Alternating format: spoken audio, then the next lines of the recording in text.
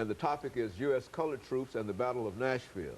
And of course, Brother Lillard, during this last segment, let's talk about the troops and the Battle of Nashville. And I think you've already indicated how significant Nashville was.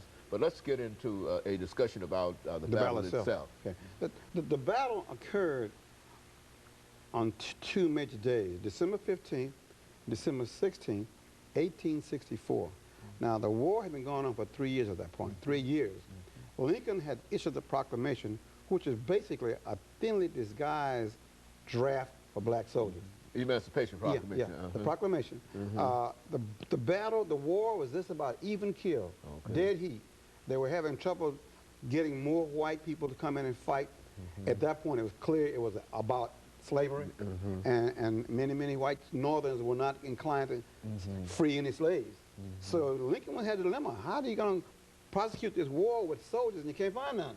So he had a ready ample supply of 200,000 strong, you know, excellent shot black men in the South who knew how to hunt, who knew hard labor, who knew how to fight. So he was able to recruit through the Emancipation Proclamation to about 200,000 black soldiers to win the war. But in the therefore, by 1864, it was clear he had an ample supply to go ahead and defeat the Confederate Army.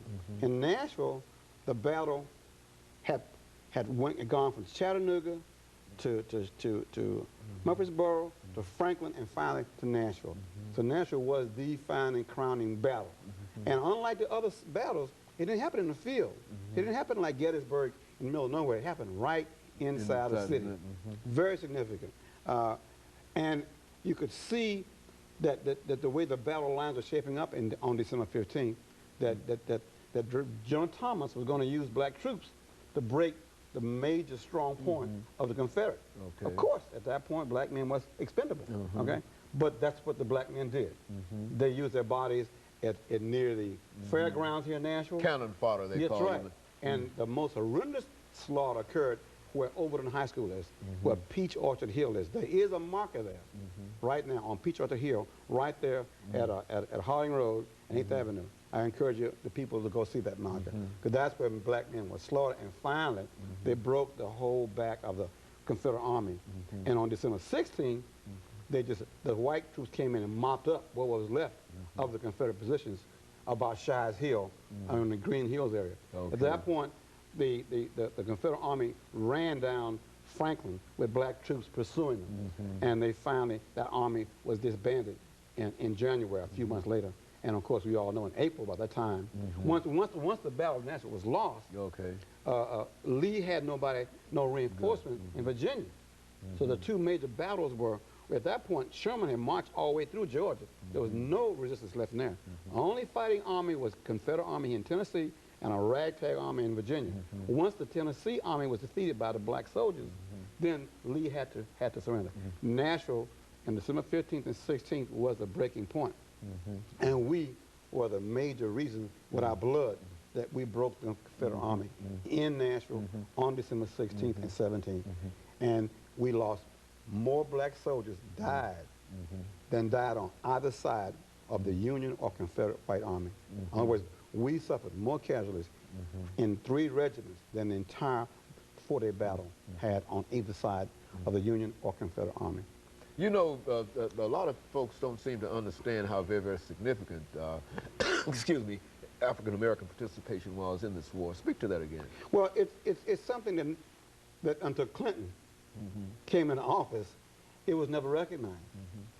When Lincoln was killed and they had a celebration of the victory of the Union Army in Washington, D.C., they did not invite a single regiment to parade down Pennsylvania Avenue. So it took from 1865 to Clinton was in office to recognize the black soldiers. That they had actually fought in the war. Exactly. They were a non-entity, Brother Haney. They didn't exist. There were no medals. There were no movies. There was no statues. There was nothing in the history books about the 200,000 black men who wore the Union Army uniform and played major roles in several battles. And unlike the movie Glory, again now, the story of Nashville is that we were victorious. In the movie Glory, they did not defeat the army out there in South Carolina. But here in Nashville, it's a beautiful, it deserves a movie. It deserves a documentary. Ken Burns ought to come back and do a story. something on That's right. Because that way our children and white children and anybody can see there's a major part missing in the Civil War story, especially when it comes to Nashville, because this was a place that they had the hardest fighting black regiments. And the 13th Regiment played a major role. And believe it or not, there's a whole new set of young men that are reenactors of that 13th Regiment, USCT regiment right here in Nashville. And one of them was the model for the statue. His name is Bill Ratcliffe. He was the actual model for the statue. And that's already out there. Yeah, he is a reenactor with the 13th USCT Regiment. And we're so proud of what he's done in terms of recruiting people to to become reenactors. Because that way you can go to schools, you can go to churches, you can go to programs, you can see these men dressed in the old Civil War. They talk about the muskets, talk about what they ate, and how they endured hardships, but they still fought and won. So we have spent also every year on December 15th paying tribute to the men who fought in the battle. We've never missed a year since '79. Very good. Go and talk about that activity, some of the people that were involved in that kind of early recognition. Mr. Kelso has gone on, and James Morris has gone on, helped us put this tribute together every single year on December 15th. No matter what the weather is, we're at the cemetery at 12 noon on December 15th. That commemorates the Battle of Nashville. We lay a wreath, we have history tours, have a brief program to say thank you to the men who are buried there. We've been doing that with the Lynn Norris's group. We've been doing it with the Village. We've been doing it with many Boy Scouts. We've been doing it with a lot of fraternities and sororities who ask their recruits that they're going through the line to go out there and participate. So over these 7 years, we've had a lot of folks come out there and open their eyes up to the Battle of Nashville and the role played by black men. And over the last 3 minutes, this statue that you have here is the culmination of many of your efforts. And what are some of the things that you'd like for folks to know who might wish to help support you? I think this is still an ongoing project. That's correct. We have raised the money to build the statue, to get it poured, the plaque on it, the granite marble, the foundation, the approval from the Veterans Administration. What's left now is to say thanks to all the sponsors, to give them some piece of artwork to say thanks. But more importantly, we have to maintain the statue so it will not oxidize and turn green. And even more important, we've got to put together a major publicity campaign so that if you come to Nashville and you're in a hotel downtown in Opryland, there'll be a brochure there in the lobby telling you this statue exists, how to get to it, and what it means.